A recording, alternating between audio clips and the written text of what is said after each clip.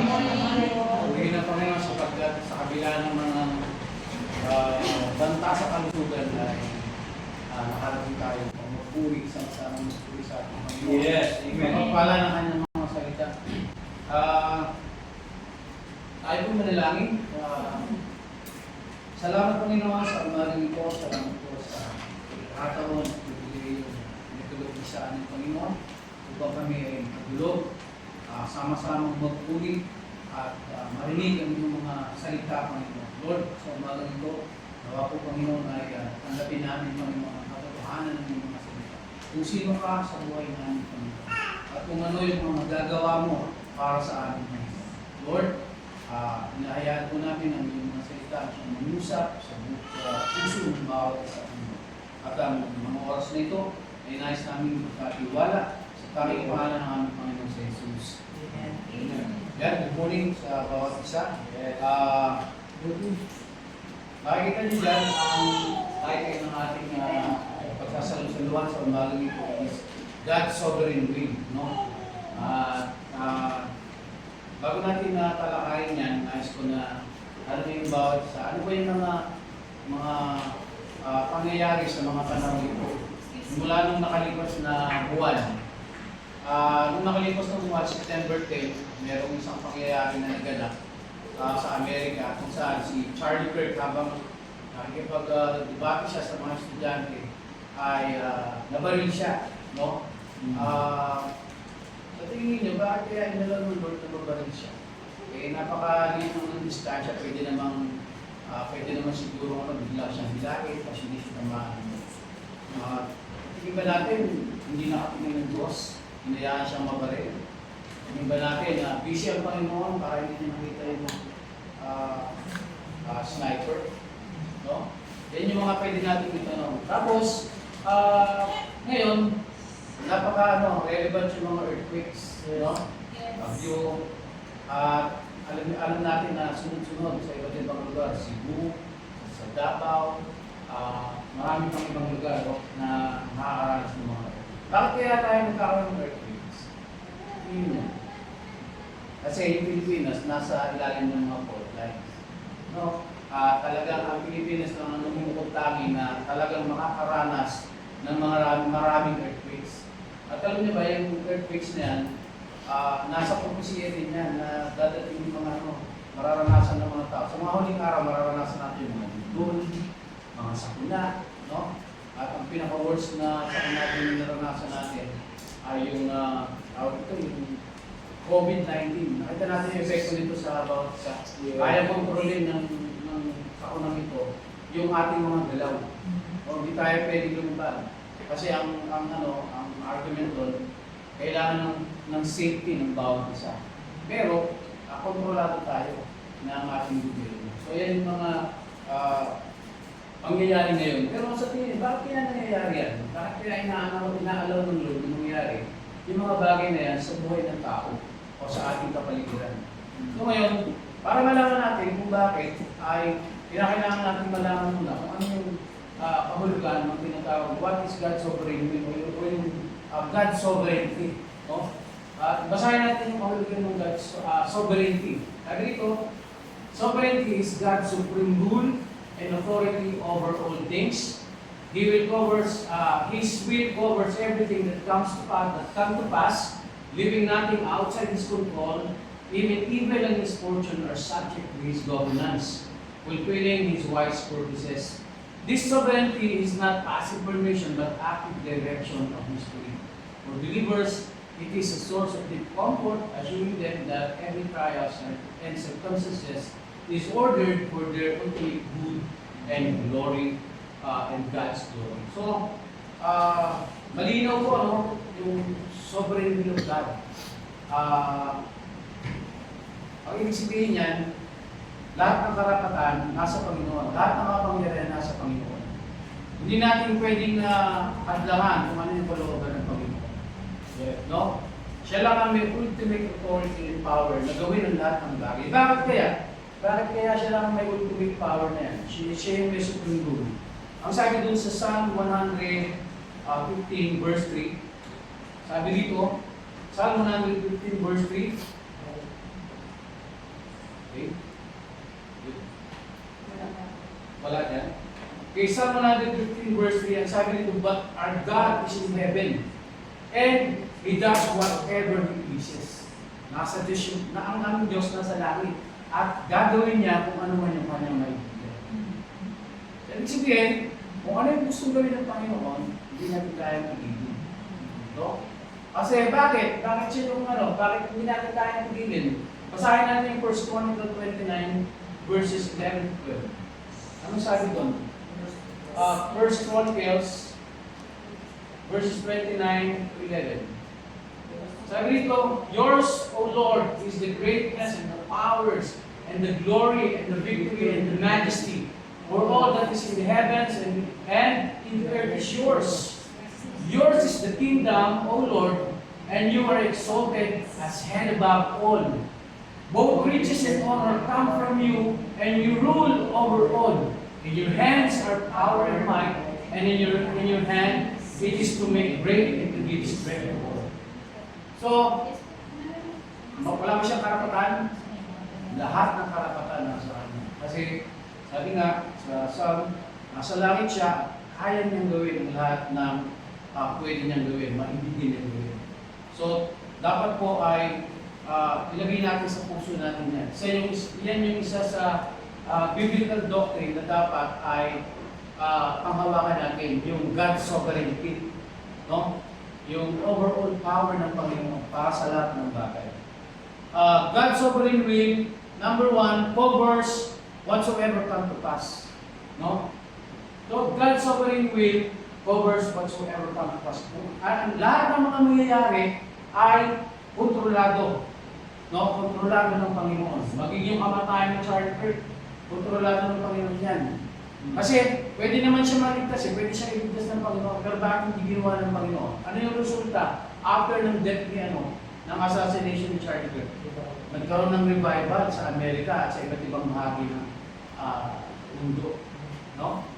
At ako, marami akong napanood na YouTube na videos na yung mga 15 years na tumaligid sa pananampalataya, bumalik dahil dun siya nangyari sa kanya.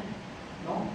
At ang sabi ni Charlie Kirk, tinanong siya ng isang kausap niya, ano yung bagay na, anong gusto mo para maalala ka ng tao? Ano yung gusto mong maalala sa ng tao? Sabi ni Charlie Kirk, gusto ko maalala nila yung courage ng aking pananampalataya. No? At nakita natin, nagkaroon ng revival, yung mga dating hindi nagsisimula ng 15 years, nagsimba, bumalik sa Panginoon, tapos yung mga hindi Kristiyano, yung isang lalaki na nag-push siya, binilan daw siya ng asawa niya ng $300 na soup, yung Amerikana. Sabi niya, ang gwapo dito. Talagang nataka yung first time ko magkaroon ng damit na ganito. Sabi niya, hindi ko kilala si Mark Charlie, pero ngayon, gusto ko maging isang mabuting ama sa aking mga anak at maging leader ng aking pamilya, mabuting leader. At dahil sa ito ngayon, sabi ng lalaki, magsisimba ako, kahit hindi ako magsisimba talaga. So gano'n, no? Kahit inalaw ng Panginoon, no? Inalaw ng Panginoon yung mga tayo niya, mayroong magandang purpose ang Panginoon. Yes. Kita natin sa Amerika, ang mga kabataan doon na babae, wala sa kanila yung moralidad. Okay lang sa kanila na patayin yung mga anak nila sa sinapunan. Nilapanood nga akong video, tinapon lang yung bata doon sa dumpster.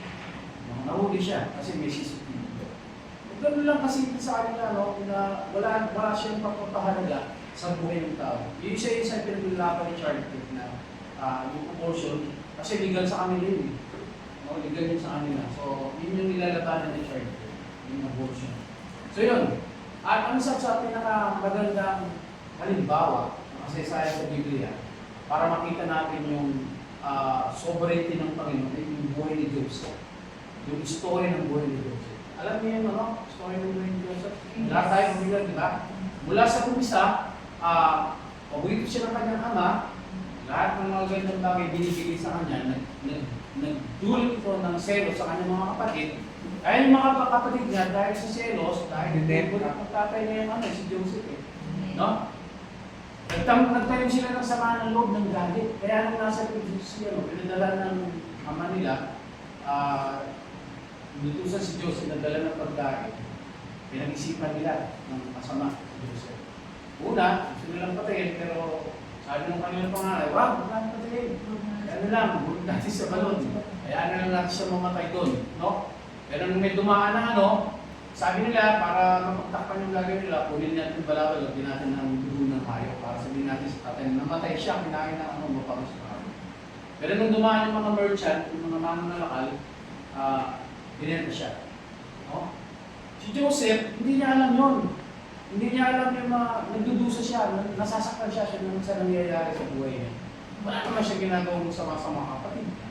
Bakit siya pag-iisipan ng patayin siya o saktan siya?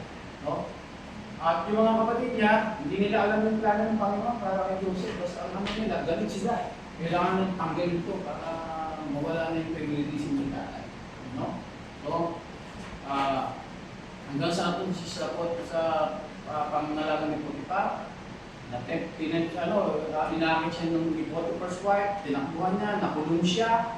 Nakulong siya kahit wala siyang ginagawa, hindi naman niya, pinatuloy si Potiphar's wife, diba? So nakulong siya, merong dalawang nakulong doon na baker at saka yung cupbearer. Hinulaan niya yung magiging kinabukasan nila. Tapos sabi niya dun sa cupbearer, pag nakalaya ka na, alalahanin mo, oo, yan mo sa hari. Pero nakalimutan siya. Matagal na panahon. Tapos nung nagkaroon ng panaginip yung hari, yung karo, saka lang siya naalala. So, doon nagsimula yung mga pangyayari sa buhay. At nabasa natin na siya yung naging second in command sa Egypt. No? Siya yung namahala. Kasi alam na natin yung divine purpose at plan ng Panginoon para iligtas yung kanyang bayan. No? Pinadaan niya si Joseph sa pinakamahihirap na bahagi ng buhay niya. Yung mga kapatid niya, ganun din. Dumaan din sa mahirap na kalooban, kalagayan. No? At makita natin, in the end, ang purpose ng Panginoon para i-preserve yung lahi na pinili niya, yung Israel. Kasama yung mga taga-Egypto at saka yung mga karatiban. Kasi merong tagbutom na nangyayari. No? Kaya yung plano ng Panginoon, hindi natin alam, pero nakaganda ng purpose niya. Minsan nagtatanong tayo, bakit ganito pa nangyayari sa akin? No? Bakit ganito dinadanas ko? No? Pero maganda ito, maunawaan natin yung God's sovereignty, yung sovereignty ng Panginoon. Na hindi man natin maunawaan yung sitwasyon natin, pero kung alam natin na ang Panginoon ang may ultimate control ng lahat ng bagay, magkakaroon tayo ng pag-asa at comfort sa lahat ng ginagawa. Maging yung sa ulihan, ang sabi ni Joseph sa kanyang mga kapatid, you meant it for evil, but God meant it for good. Di ba? Ang isip ng mga kapatid niya, saktan si Joseph, patayin. Pero ginamit ng Panginoon yung mga pangyayari ngayon para matupad yung kanyang mga busitan. Diba napaganda? Yes. Maging yung death ng ating Panginoon sa Kristo, death and resurrection ng Panginoon. Sino nagplano niya? Si Satan. Diba? Kasi akala ni Satan, pag napatay niya, Jesus, matitigil na, mananalo na siya. No? Masisira na yung plano ng ating Panginoon Diyos. So ginamit niya yung mga Pariseo, yung mga pare, yung mga Hudyo na hindi naniniwala sa kanya, naiingit sa kanya kasi makita natin, piniklaim ng Panginoon yung kanyang anak siya ng Diyos, na siya mismo ay Diyos. So ganito yung mga Pariseo sa kanya. So pinapatay siya, pinapatay, akala niya, nung namatay sa Panginoon, natupad yung kalooban ng Panginoon, natupad yung plano ng Panginoon, na iligtas ang salitan, natubusin yung kasalanan ng salitan. So yun salamat sa Panginoon dahil matalino ang Panginoon, sovereign siya. No? Yung mga pangit na bagay, nagkakaroon ng magandang resulta para sa ikabubuti ng mga taong nananampalataya. Yes. Diba? So, gano'n So, yung God's sovereign will, number 2 is, it controls even evil and misfortune. God's sovereign will controls even evil and misfortune. Sabi sa Isaiah, I form light and create darkness. I make well-being and create calamity. I am the Lord who does all these things. No? Kita natin yung power ng Panginoon, yung kanyang authority. Kahit yung mga misfortune, alam ng Panginoon na dadating sa buhay ng isang tao yan. Alam ng Panginoon yung mga masasamang mangyayari sa buhay ng tao. Alam niya yan. Hindi natin pwede, Lord, bakit hinayaan mo mamatay yung pamilya ko? Bakit hinayaan mo magkaganito yung buhay ko? Alam ng Panginoon niya. Okay? At, dito, tingnan natin yung buhay ni Job. Di ba? Wala paalam si Job. No? Dumalaw si Satan doon sa kalakaharian ng Panginoon sa langit. Nag-usap sila. No? At pinagyabang ng Panginoon si Job. Itong si Job, tapat na lingkod yan. Hindi ako tatabdahin niya ni Job. Kahit anong mangyari. Well, sabi ni Satan, subukan nga natin. Kaya kanya sinusunod. Kaya siya tapat sa'yo. Kasi pinagpapala mo siya sa gana ng buhay niya. Subukan natin tanggalin yung kanyang pagpapala, yung kanyang tinataklit sa buhay. So, alam natin yung storya. Ang hirap ng dinanas si Job. Una, namatay yung kanyang mga anak. Lahat, ubos. Diba? Tayo, mamatay ang isang anak or mahal sa buhay. Diba? Very devastating. Lalo na't mahal na mahal natin yung isang tao na kasabi ng ating pamilya. Yeah. Kahit kung kaibigan natin. Diba? Napakaano siya, masakit sa kalooban. How much more yung naranasan ni Job? Yes. Diba? Lahat ka nang umubos, wala ka pa pagmana. Ang problema, wala na silang pamanahin kasi tinanggal din lahat, inubos. Pinagnakawan, nasika lahat. Pati mga hayop, mga alaala, lahat. Pati sarili niyang katawan. No? Pero ang bilin ng Panginoon, because God is sovereign and He is in control. He has all the power, no? Siya yung magbibigay ng permiso. Kahit si Satan, nasabi ng Panginoon sa kanya, sige, gawin mo lahat ng gusto mong gawin kay Job. Papangitin mo siya. No? Huwag mo na siya papatayin. Di ba? So kahit makita natin na kahit si Satan, hindi na kayang baginin yung sovereign will ng Panginoon. Lahat susunod sa ating Panginoon. Sa kagustuhan. At at the end of the story, naghirap si Job, umangit yung balat niya, nagkaroon ng pigsa. Kagaya ko, meron akong dito. Naghirap na tulog. Si Job, si Job, ang dami ng pigsa, pati sa ulo. Siguro hindi siya baka nga sa talampakan, meron na si Job na pigsa. Lahat ng makakasalaman niya, may pigsa. No, pero hindi niya sinisiya ang Panginoon. Hindi ibinalik ng Panginoon ng doble yung kanyang mga pagpapala na ibinigay. Napatunayan si tapat nga si Job. Diba? So makita natin, kahit nangyayari sa buhay ng tao yan, na-accomplish, merong ma-accomplish na magandang plano ng Panginoon para sa buhay. Yes. Para sa kapurihan. Okay?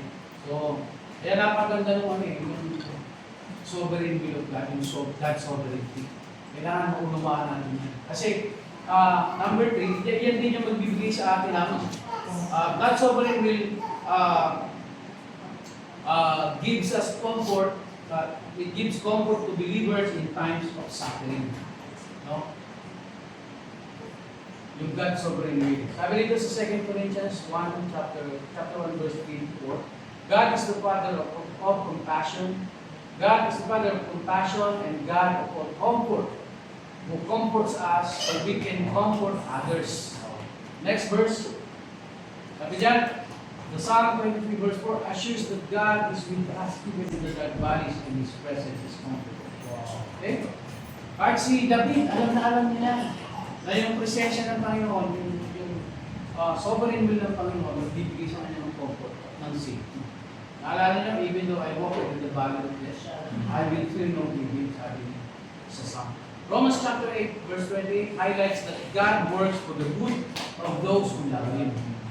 So, hindi ibig sabihin na lahat ng mga nagmamahal sa Kanya, hindi makakaranas ng mga mabibigat na pangyayari sa buhay. Si Job lang, di ba? Imagine niyo si Job. Napakatapat niya sa Panginoon. Kahit hindi siya yung nagkasala, yung mga anak niya, nagkaroon ng kasiyahan, magbibigay siya ng burnt offering para sa Panginoon. Kasi baka nagkasala sila, yung mga anak niya na hindi sinasadya, doon sa panahon ng kanilang pagsasaya. Ganun katapat si Job. No? Pero dinanas siya doon. Okay? Pero, makita natin na binigyan din ng Panginoon ng comfort sa Job. Sa Isaiah chapter 41 verse 10 promises God's presence and strength those who fear Him.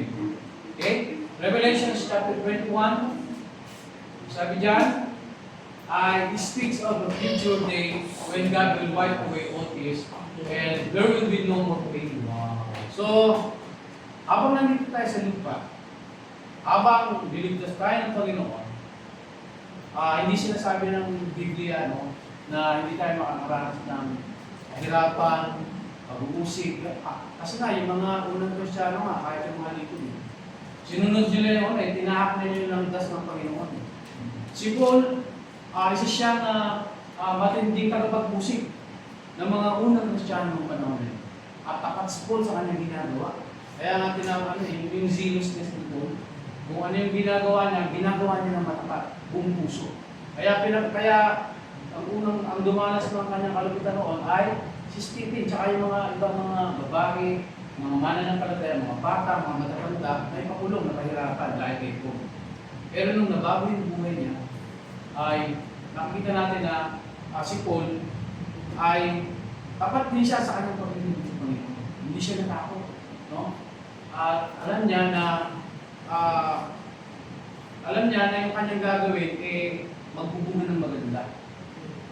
At ano yung dinanas ni Paul? Marami siyang dinanas. No? Marami siyang pahiras ng dinanas. At sa kahuli-huli ng buhay niya, pinugutan siya ng ulo. Yung pagpugit sa kanya ng ulo, right ngayon bilang isang Roman citizen. Pero kung hindi ka Roman citizen, pako sa krus ng dadanasan. Pero si Paul, pugot-ulo siya kasi Roman citizen siya. So yun kaya nga sinasabi sa bawat isa, tayo mga Kristyano, huwag natin isipin na ang buhay natin, puro magagandang bagay lang. Kailangan natin ganasin yung mga paghihirap. Kasama yan sa buhay Kristiyano. Pag may pastor na nagsabi sa inyo na pag naging Kristiyano ka, maayos ang buhay, mali yun. Sinungaling yung pastor. Sinungaling yung mangaral niya. Kasi ang mga Kristiyano, sigurado dadaan yan ng mga mahirap na pagsubok sa buhay, mga trials. So, kailangan lang natin malaman na kahit dumaan tayo sa mga pagsubok na yan, kailangan natin maintindihan na ang Panginoong Diyos, yung kanyang sovereign will, ang mag-iingat sa atin, magbibigay sa atin ng comfort. Kaya kailangan alam natin yung bagay na yan. No? Alam natin dapat yan. Kasi kung hindi natin alam yan, sisisihin natin ng Diyos. Lord, bakit kung kailan ako kumapit sa iyo, kung kailan ako nanampalataya sa iyo, saka ako naranasan ng mga bagay. Okay? So, dapat alam natin. So, ngayon, application natin sa buhay natin. Sabi dito, dun sa sovereignty ng Panginoon, in God's sovereign will, we should find comfort in God's sovereignty. No? Kailangan makita natin dito. Mahanap natin yung comfort kahit tayo ay naghihirap, kahit yung sa una nandyan. Kaya nga nung pinag-usapan natin itong Chapel R, nakakatakot kasi may mga influenza, yung flu. Pero, alam niyo sa mga prinsipyo ko, ang mga bagay na hindi mo kontrolado, mga bagay na hindi mo nakikita, bahala pa rin. Hindi mo kaya kontrolin yan, hindi mo kaya pigilan yan kung tatamaan ka ng COVID. Hindi mo kaya kontrolin. No? Pero, kung naniniwala ka, kung alam mo yung power at authority ng Panginoon, hindi ka matatakot. Kasi sumusunod ka sa kanya, mananampalataya ka na. Ang Panginoon Diyos ang mag-iingat sa iyo, yung kapangyarihan niya ang mag-iingat sa iyo. Okay?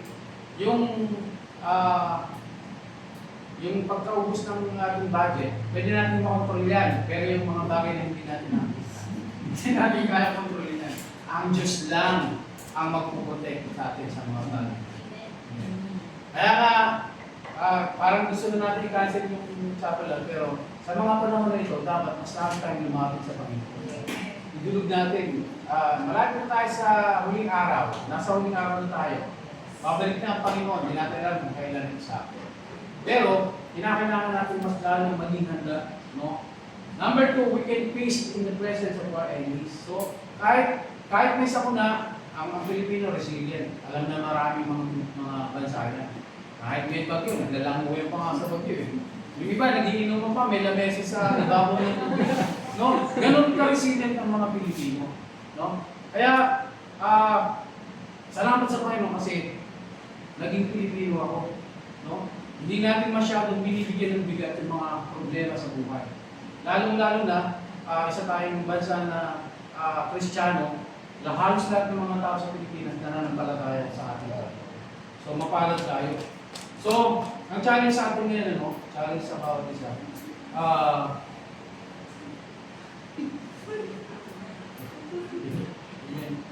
ang challenge, how does knowing God is absolutely sovereign give you comfort and confidence in everyday life? So, yun. Yung pagkakaalam natin na ang Panginoon ay absolutely sovereign. Paano yan magbibigay ng comfort at confidence sa ating mga pang-araw-araw? Sana matutunan natin yan. Sana huwag tayong matakot. Sana kung dadating yung panahon na aabutin natin yung second coming or abutin ng iba, magkakaroon darating yung Antichrist, sana huwag tayong matakot. Kasi yung sovereignty ng Panginoon, yan yung mag-iingat sa atin. Sana huwag kayong matakot na harapin yung mga pagsubok sa buhay. Kahit na persecute tayo, kahit na dadaan tayo sa pinakamahirap na sitwasyon, kapag dumating yung mga panahon na yun, ay sana ingatan tayo ng sovereignty o yung total supreme rule ng ating Panginoon sa buhay. No? Sana huwag tayong bibitiw. Sana maging handa tayo. Amen. Kasi end times, malapit na dumating ang Panginoon, sana binabantayan natin yan. Huwag tayong magpakampante. Ang masasama doon yung handa. No? Pero kung expect tayo, hindi natin alam. Okay? So yun. Salamat sa Panginoon kasi meron tayong pagkakataon na sama-sama tuwingin marinig yung mga salita ng Panginoon. Pagmutihan natin. Kaya na natin. Kaya natin ulit. Ang naman Diyos, maraming salamat po sa pagmutihan ng iyong salita. Salamat sa Panginoon sa paalala na kinakailangan namin magtiwala sa iyong kapangyarihan, Panginoon. Wala kaming kayang gawin, Panginoon, sa pamamagitan ng aming lakas, Panginoon. Sa pamamagitan ng aming mga kakayahan, Panginoon. Bagkos, kinakailangan namin i-recognize ang iyong sovereign will, Panginoon. Na ikaw lang ang may kontrol ng lahat ng bagay, Panginoon. Ikaw lamang ang may karapatan na gawin ang lahat ng bagay, Panginoon. At alam namin na ang mga plano mo, ang iyong mga layunin ay makakabuti sa bawat isa na nagtitiwala sa iyong pag-ibig at kapangyarihan. Salamat, Panginoon, pagpalain ang buhay ng bawat isa, buhay ng bawat estudyante, Panginoon. Naway, patuloy mong bigyan ng kalakasan, patuloy mong tulungan na lumugong aming pananampalataya sa iyo. Na sa mga panahon ng mga pagsubok, kahirapan, ay hindi kami matatakot, Panginoon. Hindi kami mawawalan ng pag-asa sapagkat ikaw ang siyang may kontrol ng lahat ng bagay, Panginoon. Danasin man namin, Panginoon, yung mga mahihirap na sitwasyon sa buhay namin. Naway patuloy mong ipaalala sa amin na ikaw ay makapangyarihan. At ikaw ang mag-iingat sa amin, Panginoon. Salamat, Panginoon. Binibigay namin sa iyo ang lahat ng kapulihan at kaluwalhatian sa umagang ito. Sa lahat ng pinagdalangin namin sa tanging pangalan ng aming Panginoon sa Jesus. Amen. Amen.